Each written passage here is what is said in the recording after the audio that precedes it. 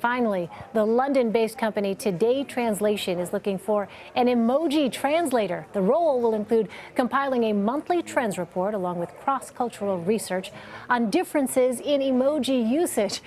So Lexy, what do you make of this? Are emojis something that can be decoded like language? This is a really interesting one because emojis have so many different meanings and emojis have really taken on a life of their own.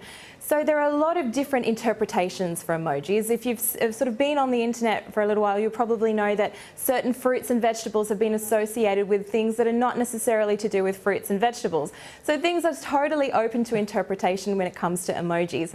Now, the terms of when you think about what is a language is usually something where there is like one thing that is defined for a word or a phrase. It has one particular meaning.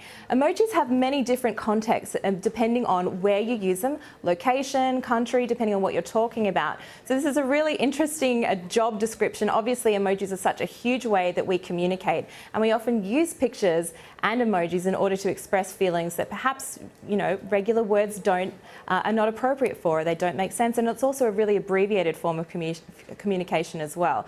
So it's really interesting to see that someone's actually hiring for an emoji translator. There are definitely tools out there on the web as well if you want to try and do a little bit of deciphering as well.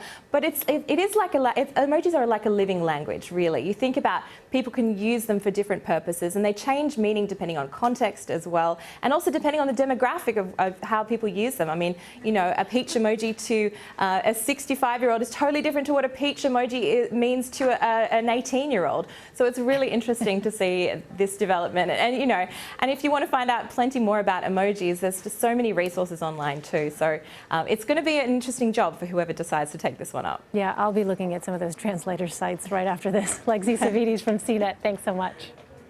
Thank you.